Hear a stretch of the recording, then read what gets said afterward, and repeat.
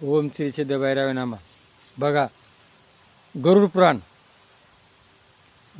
काय करतात, मेल्यानंतर माणसापाशी वाचतात. तर ते मेल्यानंतर वाचण्याकरताने जिवंत माणसाने कसं वागावा याच्याकरता 3 कर्ज सांगितलेले: देव ऋण, मातृपितृ ऋण आणि ऋषी ऋण. आणि ते कर्ज जर त्या माणसाला जर नाही फेडलं तर त्याला कुठं जातं, नरकाला जावं लागतं. म्हणजे नरक म्हणजे काय, त्याचे भोग भोगावं लागतात. आणि मग ज्या भगवंतानं आपल्याला काय दिलं, शरीर दिलं, हा मानवदेह दिला आणि सगळे इंद्रिय दिले, डोळे, हात, पाय, कान.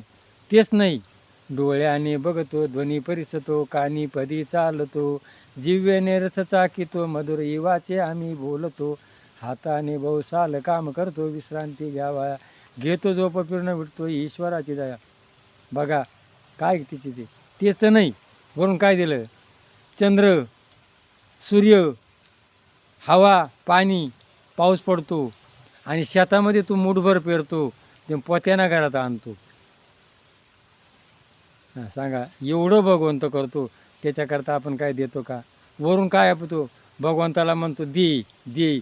अरे दे, या भैरोबाला मी असतो, तिला लोक त्याचे येतात, सारखे लोक भीक मागतात. आणि हा इकडं पाप करतो आणि देवाला जाऊन माफी कर म्हणतो. हां सांगा बरं, आता पाप तो करायचं आणि याचं माप देवाना करायचं. आता देव काय म्हणतो, म्या कर्मानुबंधे मनुष्य लोके, म्या जे कर्म केलं, माझ्या कर्माचं फळ मला मिळल्याशिवाय राहत नाही. मी भोगलं आणि सुख मागतो. मी जर 14 वर्ष वनवास भोगलाय तर तुला सुख कुठून दिलं? तुकाराम महाराज काय म्हणते, देवापाशी नाही सुखाचे ग थोडे, आणून देईल आपल्या ती किती बोळी समजते. म्हणून गीतेत भगवंताने काय सांगितलं, स्थितप्रज्ञ का भाषा, सुख दुःख समे कृत्वा तथा लाभ लाभो पराजय. दुःख आलं ना प्रसादे, सुख आलं ना प्रसादे. जे मिळलं ना त्याच्यात, तर आपल्याला काय करतो, समाधान नाही. आपण नुसतं सरकार का मागत राहिलोय. सरकारनं इतकं चुतिया लोकांना बनवलं आहे.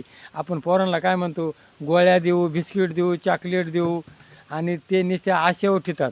तसं आज शासनानं लोकांना काय केलं, निवड चुतिया बनवलं आहे. लोक त्याचं काही यूट्यूब बघतो मी, निवड चुत्या बनवलं आहे, हे देऊ ते देऊ. अरे काय, मला काय कोणाचं नको आहे, मी कष्ट करील, काम करील आणि व्यवसाय करील, मला कोणाचं फुकट नको. हे सांगून घेणारी व्यक्ती कोण होती, पांडुरंग शास्त्री आठवले. मी फुकट घेणार नाही आणि फुकट देणार नाही. आज लोकांना नुसतं काय फुकट लागतं आहे. आणि मग त्या भगवंताचं आपण काय पाहिजे, निदान जेवताना, झोपताना, उठताना. दुसरं मातृपितृ, आईबापाने आपल्याला लहानचं मोठं केलं, ते आईनं आपल्याला ती ओल्यावर झोपली, आपल्याला कोरड्यावर झोपवलं आणि दूध पाजलं. बापानं कष्ट केलं आणि त्या बापाला वय जाऊ त्याला अनाथ आश्रममध्ये. पप्पाला अक्कल नाही, मम्मीला अक्कल नाही. बायको केलं का बायकोचा गुलाम होतो. आईबापांची बघा, तुमच्या कर्माचं फळ हे गरुड पुराणात सांगितलं आहे. 2 दिवस लागेल तुम्हाला ते भोगावं लागणार, हा निश्चित. थोडा टाईम लागेल. आणि ऋषीऋण, गीता, भागवत, जे आपले वेद पुराणे, पूर्वी लोकांना कसं जगावा, कसं राहावा हे माहीत नव्हतं.